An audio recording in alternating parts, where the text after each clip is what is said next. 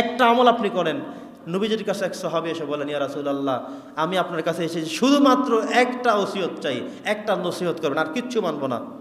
নবীজি চিন্তা করে তার দিকে লক্ষ্য করে বললেন, তুমি মিথ্যা বলবা না, তবে এক সপ্তাহ পর আবার এসে আমার সাথে দেখা করবা। লোকটি চলে গেলেন ঠিক, কিন্তু লোকটির মধ্যে তো অনেক দোষ ছিল। লোকটি চিন্তা করলেন এক সপ্তাহ পর যেহেতু আবার হাজিরা দিতে হবে, তো উনি রাত্রিবেলা চুরি করতে রওনা করলেন। পথের মধ্যে মনে পড়লো নবীজি তো একটা ওসিয়ত করেছেন, এক সপ্তাহ পর যেতেও বললেন। যাওয়ার পরে যদি জিজ্ঞাসা করে চুরি করছো কিনা, তখন তো মিথ্যা আর বলতে পারবো না। নবীজির সামনে বলবো চুরি করছি, এটা আবার কেমন হয়, আমি কি তাহলে থাকি? এটা করলো না, ফিরে আসলো। উনি জেনা করার একটা অভ্যাস ছিল, রওনা করলেন। মনে পড়ল নবীজি যদি জিজ্ঞাসা করে ফেলেন যে জেনা করছো কিনা, বলবো কি আমি? সেখান থেকেও ফেরত আসলেন।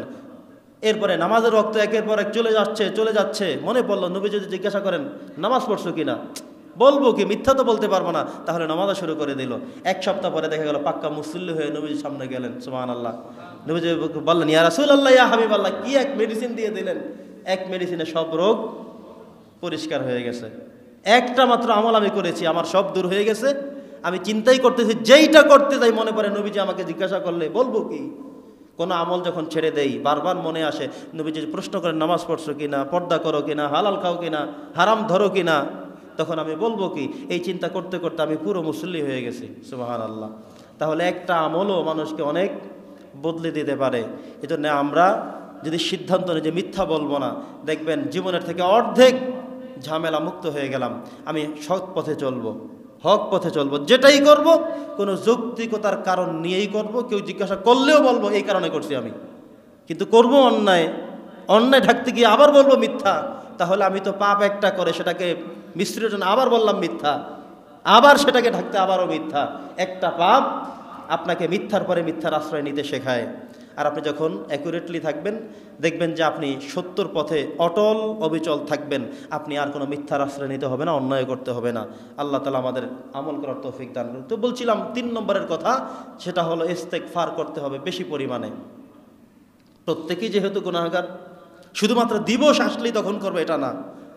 আপনি একটু মিথ্যা বলে ফেলছেন, সাথে সাথে আস্তাগফিরুল্লাহ পড়ে ফেলেন। আপনার থেকে একটা আমল ছুটে গেছে, সাথে সাথে আস্তাগফিরুল্লাহ পড়েন। একজন মহিলা আপনার সামনে দিয়ে গেছে, আপনি জানেন এটার পর্দার বিধান লঙ্ঘন হচ্ছে, আপনি তাকিয়েছেন, গুনাহ হয়েছে, এই যে দেখেই ফেলছেন, দেখতে চান না, এরপরেও দেখেছেন, এরপরেও মনে করেছেন অন্যায় হয়ে গেছে, সাথে সাথে পড়েন না আস্তাগফিরুল্লাহ। একজন কাস্টমার দোকানে আসছে, আপনি কিনা হলো 200 টাকা, বলেন 250 টাকা কিনা, 300 টাকা নিচে বিক্রি করবো না, বিক্রিও করলেন। কিন্তু এরপরে মনে উঠল, আয় হায়, আমি তো মিথ্যা কথা বললাম। এখন কি করবেন? সাথে সাথে পড়েন আস্তাগফিরুল্লাহ। ক্ষমা করবেন কে? প্রত্যেক দিন করবেন না, প্রত্যেক দিন মিথ্যা বলবেন আর প্রত্যেক দিন আস্তাগফিরুল্লাহ পড়বেন, এটা না। অন্যায় বশত হয়ে গেলে, ভুল বশত হয়ে গেলে, বেখেয়ালে হয়ে গেলে, সে সময়গুলোতে আমরা যেন নিজেকে সেভ রাখি। কিছু হলেই আস্তাগফিরুল্লাহ, ইস্তেগফার। কিচ্ছু হয় নাই, তবুও নামাজ শেষে নবীজি পড়তেন সালাম ফিরিয়েই একবার আল্লাহু আকবার, 3 বার আস্তাগফিরুল্লাহ, আস্তাগফিরুল্লাহ, আস্তাগফিরুল্লাহ রাব্বি মিন কুল্লি যামবিন ওয়া আতুবু ইলাইহি, এরপর আল্লাহুম্মা আনতাস সালাম ওয়া মিনকাস সালাম তিনি পড়তেন। তাহলে নবীজি কি প্রত্যেকদিন গুনাহ করত? না। তবুও তিনি প্রতিনিয়ত নামাজ শেষ করার পরেই মনে করতেন, আল্লাহ, আমার নামাজ যেভাবে পড়া দরকার ছিল, কোনো জায়গায় কোনো ত্রুটি হয়ে গেল কিনা জানি না, তবু ইস্তেগফার পড়ে নিলাম। ইস্তেগফারটা কিন্তু একটা আমল, একটা আমল। ইস্তেগফারের অর্থ এটা না যে অনেক গুনাহ করছে উনি।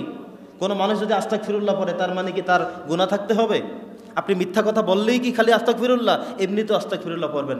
আস্তাগফিরুল্লাহ মানে কি আমি আল্লাহর কাছে ক্ষমা চাই, এমনিতেও ক্ষমা চাই, সব সময় ক্ষমা চাই, দোষ না করেও ক্ষমা চাই। এটাই হলো আস্তাগফিরুল্লাহর ফজিলত। সুবহানাল্লাহ পড়েন।